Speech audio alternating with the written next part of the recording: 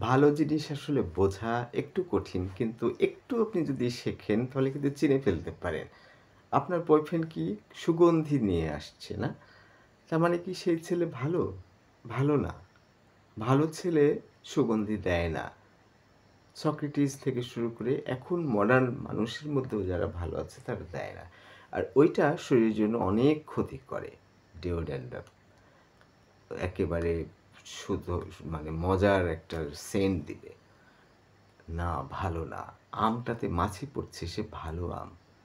বিষাক্ত আম যদি হয়, যেসব জিনিসগুলো দিয়ে আমটাকে রক্ষণাবেক্ষণ করা হয়, সেটা ভালো আম না। একটা কলাতে একটু দাগ থাকবে, একটু এলোমেলো হবে, সেটা খাঁটি। যেকোনো জিনিসের মধ্যে ভালো জিনিস একটু খুঁত থাকে, চেহারায় ঝলকানি থাকে না। সবাই জানে যে পাতা ছেঁড়া বইয়ে থাকে রঙিন মলাট। কিন্তু বাস্তবে কেউ বুঝতে চায় না। সবসময় বোঝে মেক হেস্ট লেস স্পিড। যত আপনি তাড়াহুড়া করবেন তত আপনার পৌঁছাতে দেরি হবে, ভুল হয়ে যাবে, উল্টাপাল্টা হবে। ব্রিটিশ কাউন্সিলের সেই নাটকটা খুবই চমৎকার ছিল। বাইরে যাবে তাড়াহুড়া করে যেতে, যেতে দেখা যাচ্ছে যে জামাকাপড়ের তলে চাবিটা পড়ে গেল। সে চলে গেল, কয়দিন পরে আসার পরে সে বাড়ির চাবি নাই। পুলিশকে ফোন করে, পুলিশ আসে, এই লন্ডভন্ড বাড়িঘর ভেঙে-টেঙে এ ওই করে তারপরে দেখছে যে কাপড়ের তলে সেই চাবিটা। তাড়াহুড়ার কিছু নাই। আমরা যেটা দেখি, যেটা বুঝতে চাই, আমরা ভুল বুঝি, উল্টা বুঝি। এমন কোনো ব্যক্তি নাই যে সক্রেটিসকে পছন্দ করত, জ্ঞানী মনে করত। সে মহাজ্ঞানী। এই যে ডক্টর স্যামুয়েল জনসন বিশ্রী দেখতে চেহারা, সে তার স্ত্রীর সাথে লন্ডনে পর্যন্ত গেছে যে কেউ যদি তাকে দিয়ে কিছু লিখে নেয় তাহলে তার সংসার চলতে পারে। তার মতো বড় লেখক নাই। ডক্টর জনসনের গল্প শেক্সপিয়ারের উপরে যে সে ক্রিটিসাইজ করেছে, ভালো মন্দ আলোচনা করেছে, এক্সেলেন্স, ফল্ট এগুলো নিয়ে কথা বলেছে, সেই ব্যক্তিটাকে কেউ কাজে নিত না। তাহলে আপনি যাকে দিয়ে লিখিয়ে নিচ্ছেন, এখন এআই এর যুগ, আপনার লেখার দরকার নেই। যাকে দিয়ে আপনি লিখিয়ে নিচ্ছেন সে ভালো লিখতে পারে না। যে ডাক্তার সে ভালো ডাক্তার না। এমবিবিএস পাশ করলে ভালো ডাক্তার হওয়া যায় না। আমি সাহিত্য পড়েছি, সাহিত্য পড়াই বিশ্ববিদ্যালয়ে দীর্ঘ বছর। কিন্তু আমি তো লিখতে পারি না। আমি কবিতা লিখতে পারি না। আমি গল্প লিখতে পারি না। কিন্তু রবীন্দ্রনাথ পারে, নজরুল পারে, বিখ্যাত ব্যক্তিগুলো পারে। তারা তো অনার্সে, মাস্টার্সে সাহিত্য পড়েনি। এটা ভণ্ড, ভুল কথা। সক্রেটিস স্কুলে যায়নি। কোনো খাতাপত্র কিছু ছিল না। সে ধ্যান করে, ভেবে, ভেবে সে জ্ঞান চর্চা করেছে। যে জ্ঞানের কারণে তাকে দর্শনের জনক বলা হয় পশ্চিমা বিশ্বের। কিন্তু সেই ব্যক্তিকে ৭১ বছর বয়সে মৃত্যুদণ্ড দিয়ে কার্যকর করা হয়। তারপরে বুঝলো যে পৃথিবীতে এর মতো বিরল মানুষ হয় না, জ্ঞানী, ভালো মানুষে। এখন আপনি যদি বলতে চান যে লোকটা ভালো কিন্তু জ্ঞান নাই, না। এই লোকটা খারাপ কিন্তু জ্ঞান আছে, ভুল। যার মধ্যে জ্ঞান আছে সে অন্যকে খুশি দেখে নিজেকে খুশি মনে করে। আর যে জ্ঞানে কম সে কিন্তু নিজের ধান্দা করে। সে নিজেকেই সমৃদ্ধ করে। সবাই বলে আপনি নিজেকে সমৃদ্ধ করেন তাহলে আপনার পিছনে মেয়ে ঘুরবে। নষ্ট, নষ্ট পুরুষ। সে তো অন্যদেরকে বিলাতে হবে, অন্যদেরকে দিতে হবে। কেন সে দিবে? দিবে এই কারণে যে ওই দেওয়াতেই সুখ, ত্যাগে সুখ। তাহলে আপনার বুদ্ধিতে কুলায় না। আপনার জ্ঞানটা এত সীমিত। আপনি এত নিজেকে নিয়ে ব্যস্ত যে আপনার কখনো ত্যাগে সুখ খুঁজে পান না। যত আপনি ত্যাগে সুখ খুঁজে পাবেন সে তত জ্ঞানী ভালো মানুষ। রাসূলুল্লাহ সাল্লাল্লাহু আলাইহি ওয়াসাল্লামকে টাকা দিয়ে রাখতো যাতে সময়ে তারা চাইলেই পেত। যারা রাসূলুল্লাহ সাল্লাল্লাহু আলাইহি ওয়াসাল্লামকে মারতো, পাথর দিয়ে মারতো, এটা সেটা করত। কিন্তু তাকেও আলামিন বলা হয়েছে। তাকে বিশ্বাসী মনে করা হয়েছে। যে টাকা নিয়ে আর টাকার বরখেলাপ করে না, টাকা সময় মতো দিয়ে দেয়, আমানতের খেয়ানত করে না, সেই ব্যক্তি তো খাঁটি ব্যক্তি। কিন্তু সাহাবী কয়জনা হয়েছে? সাহাবী হয়নি। যে ইয়েতে চাঁদের দেশে আজানের একটা শব্দ শুনেছে। নিচে এসে বলছে, "কি ব্যাপার? কি শব্দ হচ্ছে?" তখন বলেছে যে, "এটা আজান।" "ও এরকম তো শব্দ আমি চাঁদের দেশে শুনেছিলাম।" "ও তাই নাকি? চাঁদের দেশে আপনি আজানের শব্দ শুনেছেন? তাহলে আপনি মুসলমান হন।" সে বলছে, "না, মুসলমান হব না।" তার মানে হলো সিদ্ধান্ত। আল্লাহ ৪ ধরনের ভাগ্য রেখেছে। এই কোনরকম পরিবর্তন বিশেষ কারণে একটা সহজে করবে, সহজেই করবে। অনেকখানি কঠিন হবে, কিন্তু এই ভাগ্যটা চেঞ্জ করবেন। তার মানে লাইলি সারা জিন্দেগি যদি ৫০০ বছর মজনুর জন্য কাঁদে, তাহলে মজনুকে আল্লাহ তার সাথে বিয়ে দিবে না। কারণ আল্লাহর একটা সিদ্ধান্ত আছে, চরম সিদ্ধান্ত। ৪ ভাগের ১ ভাগ একটা জায়গায় তিনি রেখেছেন যে এই সিদ্ধান্ত পরিবর্তিত হবে না। তো কিছু কারণে এটা। তো বেশিরভাগ ক্ষেত্রে মানুষের ক্ষেত্রে যেটা হয় যে যত বড় নার্সিসিস্ট, ম্যালিগন্যান্ট নার্সিসিস্ট, সে কিন্তু সিদ্ধান্ত পরিবর্তন করে না। কিন্তু যারা নরম সরম যে ভালো মানুষের সিদ্ধান্ত বদলায়। একজন নিজের ক্ষতি করেছে, চুরি করেছে, তাও তাকে মারতে পারে না, প্যাম্পার করে, মানে তার ক্ষমা করা সব। যে অস্ট্রেলিয়ায় যে এই যে খুন হলো, হ্যাঁ, সেখানে দেখেন যে একজন হুইল চেয়ারে চড়া, ও কিন্তু বেঁচে গেল, কিন্তু যে মহিলা সে মারা গেল। তার মানে হচ্ছে কি যে স্বামীকে বাঁচাতে গিয়েই মেয়েটা মারা গেল। সেই স্বামী আবার খুনিকে ক্ষমা করে দিলেন। কারণ হলো যে ক্ষমাই পরম ধর্ম, আল্লাহরও এখানে ইশারা যে ক্ষমা করতে হবে। কিন্তু নার্সিসিস্ট যারা, তারা ক্ষমা করে না। এমন একটা জিদ চেপে গেল যে তাকে দেখে নেবে, তাকে যেভাবেই হোক দেখে নেবে, কোনোভাবেই তাকে মানবে না, তার সিদ্ধান্তে সে অটল। Hitler malignant narcissist, Mussolini malignant narcissist, Saddam Hussein malignant narcissist. Malignant narcissist যারা, তারা কিন্তু কখনোই সিদ্ধান্ত বদলায় না। নাৎসি কি একটা সমস্যা করেছে, সব মেরে ফেলো। আবার বলছে কি কিছু নাৎসি রেখে দিয়েছি, যারা এসে দেখাবে যে তারা কত খারাপ মানুষ, সাধারণ মানুষরা বুঝবে যে কেন হিটলার নাৎসিদেরকে মেরেছিল। না, ক্ষমা হলো ধর্ম, পরম ধর্ম। হ্যাঁ, শাস্তি দিতে হবে। একজন খুন করলে তাকে ফাঁসি দিতে হবে। কেন? কারণ সবাইকে জানাতে হবে যে ফাঁসি হবে, পরিণামটা হলো এই। একজনকে মেরে ফেললে তাকেও মরার সিঁড়িতেই যেতে হবে। সেটা আইনগতভাবে ঠিক আছে, কিন্তু বলা হচ্ছে দণ্ডিতের সাথে দণ্ডদাতা কাঁধে যবে সমান আঘাতে, শ্রেষ্ঠ সেই বিচার।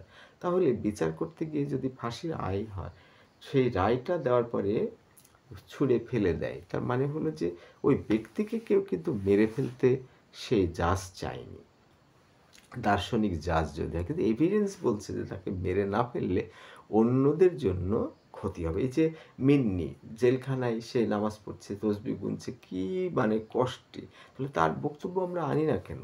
আনলে সবার মধ্যে একটা ধারণা হবে যে এটা কি পরিমাণ একটা ভুল ধারণা। এই যে ঢাকায় যে মারা গেল, তার বয়ফ্রেন্ডকে মেরে ফেললো আর একটা বয়ফ্রেন্ডের জন্য। এই মেরে ফেলাতে হলো কি যে ওর আসল বয়ফ্রেন্ডটা মারা পড়ে গেল, আর নকল বয়ফ্রেন্ডটা জেলে, এখন হয়তো ফাঁসি হতে পারে, আবার মেয়েটার জেলে ফাঁসি হতে পারে। এরা ইয়াং বছর, এই যে 18-19 বছর বয়স, না? তাহলে 18 বছর, 19 বছর, 20 বছর, 21-22 বছর, এই 3 জনের এই দুর্ঘটনা। তাহলে কি দাঁড়ালো যে জেলখানায় থাকতে থাকতে, তার মানে একটা মেয়ের তো আরও সমস্যা। জেলখানায় তার তো একটা যৌন চাহিদা আছে, মেলামেশার ব্যাপার আছে, বাইরে যেতে পছন্দ হবে, বাবা মা আছে, ভাই আছে, কি বিভীষিক একটা। কিন্তু এই বিভীষিকাটা কেন? যে ও এর সাথে তো আমি যৌন কেলেঙ্কারির সাথে আছি, কিন্তু বয়ফ্রেন্ড যেটা আমার আসল, সেটা হলো ছোটোবেলা থেকে যার আমি ক্লাসমেট, ও আমাকে অনেক মজা দেয়, একে বাদ দিয়ে ওকে ধরবো। কারণ ছেলেরা বলছে আমি তোমাকে পাই না, তখন বলছে যে ওই ছেলেটাকে যদি তুমি সরাতে পারো তাহলে আমাকে পাবে। তখন ওই ছেলেটাকে মারছে সিঁড়ি, হ্যাঁ, সিঁড়ির ভেতরে মেরে ফেলছে, তাহলে তো সে ধরা পড়বেই। সে বাঁচার জন্য উপরে চলে গেছে, যে তার যে গার্লফ্রেন্ড তার সামনে আসছে, সে গার্লফ্রেন্ডকে বলছে আমাকে বাঁচাও, বলছে যে বাঁচাবো কি, আমি তো বলেই দিয়েছি যে ও যদি তোমাকে সরিয়ে না দেয় তাহলে ও তো আমাকে পাবে না, আমি তো তাকে পাবো না। তাহলে এই যে মেরে ফেললো, মাথার মধ্যে কিছু বুদ্ধি নাই। মানে যত শয়তান তত বুদ্ধি কম, যত বদমাইশ তত বুদ্ধি কম। আসলে বুদ্ধি বলতে কি, দর্শন হলো বুদ্ধি। রবীন্দ্রনাথ, শেক্সপিয়ার, নিউটন, প্লেটো, এরা সব হলো দর্শনের রাজা। দর্শন থেকে আপনি জ্ঞান তৈরি করতে পারবেন। আমি যে কথাগুলো বলছি সেগুলো বইয়ে লেখা আছে, সেগুলো আমি মুখস্থ করলে এগুলো তো হবে না। আপনার মধ্যে চিন্তাশীল ভাব, মনোভাব, এই কি সৃজনশীল ব্যাপার-স্যাপার আসবে, এসে আপনি অনেক জিনিস শিখে যাবেন। সেই শিক্ষাটাই হলো দর্শন, সেটা জ্ঞান। আর যে সলিমুল্লাহ খান থেকে শুরু করে অনেক মানুষ আছে এত বেশি পড়েছে যে পড়ে পড়ে পড়ে পড়ে খালি তথ্যগুলো মাথার মধ্যে জঙ্গল হয়ে গেছে। সে জঙ্গলে কিন্তু এটাকে ডিফ্র্যাগমেন্ট হচ্ছে না, একটা যে সুন্দর চাষ হবে, উর্বর হবে সেটা হচ্ছে না। এই বইয়ে বলেছে, ওই বইয়ে বলেছে, ওই বইয়ে বলে ননসেন্সিক্যাল। এআই, এআইকে আপনি যা প্রশ্ন করবেন সে পারফেক্ট একটা সুন্দর উত্তর দেবে। কেন? তাকে দর্শন জ্ঞানে তাকে ভরপুর করা হয়েছে। তার মধ্যে ইনফরমেশন নাই। কিন্তু আপনি যখন ইনফরমেশন চাইবেন তখন সে সেকেন্ডের মধ্যে পৃথিবীর যত তথ্য আছে ওই তথ্যগুলোকে অ্যানালাইজ করে আপনার জন্য লিখে দিবে, ভিডিও বানাবে, ছবি বানিয়ে দেবে। তার মানে তথ্য এমনিই পাওয়া যাবে। যখন দরকার হবে একটা বইয়ের মধ্যে বের করে নিলেন, ইন্টারনেটে গেলেন, তথ্য বের হয়ে গেল। কিন্তু তথ্যর বাহুল্য বেশি দরকার পড়ে না। আপনার দর্শন জ্ঞান হলো আসল। সে জ্ঞানে আপনি সমৃদ্ধ হন। তাহলে আপনি ত্যাগে ভালোবাসবেন। আপনি মানুষের উপকার করলে আপনার সুখ হবে। কুকুরকে একটু খেতে দিলে যদি সে কষ্ট থেকে দূর হয়, তাহলে সেই দুঃখটা আপনার ঘুচবে। আপনি আপনার বউকে কি করেন? যখনই আপনার শরীরে উত্তেজনা আসে, বউকে জোর করে ৫-১০ মিনিটে অকাম-কুকাম করে বাথরুমে যেয়ে ওয়াশ-টয়াশ হয়ে দূরে শুয়ে পড়লেন। কারণ আপনি তো আপনার বউকে কি চাচ্ছে সেটা চাচ্ছেন না। আপনি চাচ্ছেন যে আপনার কি দরকার? কিভাবে আপনি নিজেকে স্যাটিসফাই করবেন? বউয়ের তো সেটা হচ্ছে না। কিন্তু আপনি যদি বউকে পৃথিবীর সর্বশ্রেষ্ঠ তৃপ্তি দিতে পারেন ২ ঘন্টা ধরে, তাহলে ওই বউয়ের তৃপ্তিটা আপনার মধ্যে তৃপ্তি হিসাবে ধরা দেবে। তার মানে আয়নার মতো। অন্যকে সুখী দেখা মানেই নিজেকে সুখী বুঝতে পারা। কিন্তু সাধারণত যেটা হয়, ওরে বাবারে! ওর গার্লফ্রেন্ড আছে আর আমার গার্লফ্রেন্ড তো চলে গেছে।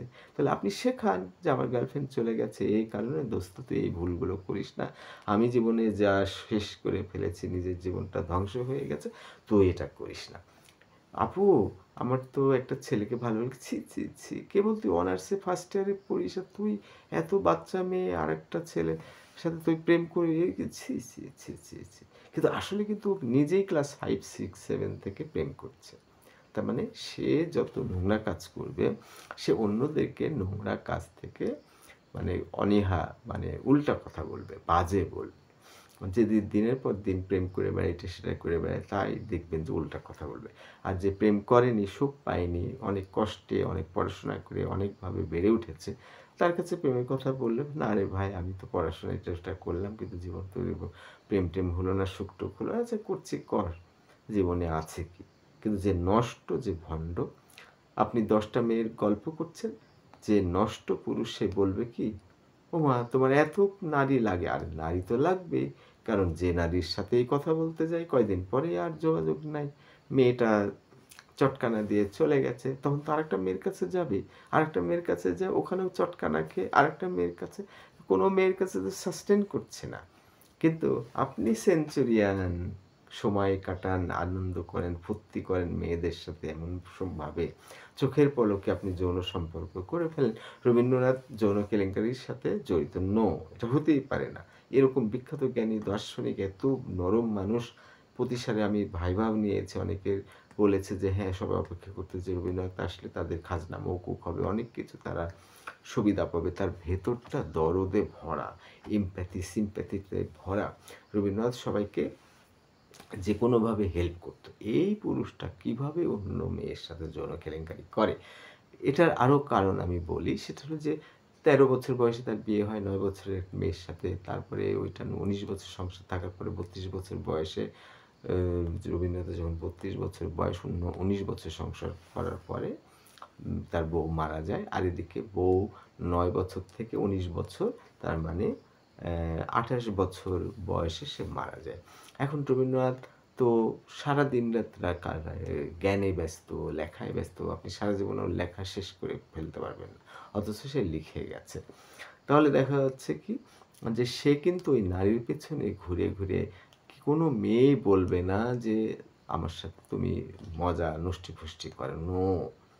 রবীন্দ্রনাথ হয়তো ঘেঁষা ছিল, যৌন কেলেঙ্কারি করতে পারেনি। সে নিজেকে কন্ট্রোল করতে পারেনি। একটা মেয়ের সংস্পর্শে গেছে, তাকে ঠকাতে চায়নি। তার সাথে ছলনা চালাকি করেনি। ফলে সম্পর্ক হয়নি কিন্তু কথা বলেছে। আবার দেখছে যে দেখতে ভালো। তারপরে আ জমিদারের ছেলে, নিশ্চয়ই আবার বউ ছিল না, তাহলে কত কি করে বেরিয়েছে। তার ভাবী আত্মহত্যা করল। কোনোভাবে এটা হতে পারে না। দর্শন জ্ঞান থাকলে একটা মানুষের বেডরুমে আপনি ঢুকে যেতে পারবেন জ্ঞান দিয়ে। দেওয়াল থাকবে না। এটাই হলো দর্শন। আর বাইরের দু একটা মুখরোচক কথা শুনে একজনের তার মা তার মেয়ের সাথে মিশতে দেয় না, মানে বিয়ের স্বামীর সাথে। তখন যে অবিবাহিত, মানে বিয়ের পরে যে অল্পতেই যে ডিভোর্স হয়ে যায় বা এটা সেটা, সে যেহেতু মেলা বছর ধরে কোনো পুরুষের সাথে মেশেনি, সে বলছে যে, "তোর মেয়েটা বিয়ে করেছে, কেন মিশতে দিচ্ছিস না?" কারণ এই মেয়েটাই জানে যৌনতা না করলে কি ব্যথা, কি যন্ত্রণা। তাহলে রবীন্দ্রনাথ যে ছটফটানি ছিল, ৩২ বছর বয়সে সে বিপত্নিক হয়েছে, তারপরে ৮০ বছরে সে মারা গেছে। এই সময়টা তার যৌন কোনো সম্পর্ক ছিল না বলেই আমি দৃঢ় বিশ্বাস করি। কারণ আমি দর্শন চর্চা করি। আর আপনি বলছেন কি যে এই মেয়ের সাথে কথা বলছে তো? ও আচ্ছা, আমি একটা গল্প বললে বুঝতে পারবেন যে মৌলভী বিশ্ববিদ্যালয়ে পড়াচ্ছে। একটা ছেলে একটা মেয়ে একটা বেঞ্চে ২ মাথায় বসে আছে। তো এই হুজুর তো জানে না। সে তার স্ত্রীকে বলছে, "আমি আর বিশ্ববিদ্যালয়ে পড়াবো না। সব বেলেল্লাপনা, নোংরা। আমি বোর্ডে যখনই লিখি তখনই ওরা চুমা খায়, জড়িয়ে ধরে। আবার যখন আমি মুখটা এদিকে দিই তখন তারা সরে যায়।" আসলে ভুল। ওরা ২ জন পড়াশোনা করে, ২ জন ২ মাথাতে বেঞ্চের বসেছে, তাদের মধ্যে কিছু না। কিন্তু ওই যে সে ওই গল্পটাকে বানিয়ে উল্টাপাল্টা করে একজন কি বলছে যে ঢাকা শহরে দেখলাম যে এই যে বায়তুল মোকাররমে একজন আছে জুতা নিচ্ছে আর ওই ব্যক্তিটাকে আবার জুতা দিয়ে দিচ্ছে। আসলে কিসের কি? সে অবাক যে এতগুলো মানুষ মসজিদে যাচ্ছে, যে জুতাগুলো সে রেখে দিচ্ছে, আবার যে ব্যক্তি বের হচ্ছে তাকেই জুতাটা আবার দিচ্ছে। এগুলো হলো কনকক্টেড তৈরি করা, মানে ছোটবেলার বা এইসব মানে।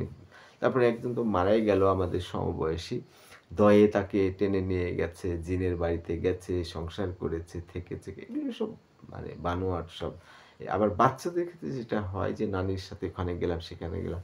কিন্তু বিজ্ঞান গবেষণা করে দেখা যাচ্ছে যে আসলে সে কিন্তু ওই জায়গায় যায়নি। বাচ্চাদের ব্রেইনটা অনেকভাবে তৈরি করে। নতুন, নতুন গল্প তৈরি করে। এটা ভুল কথা।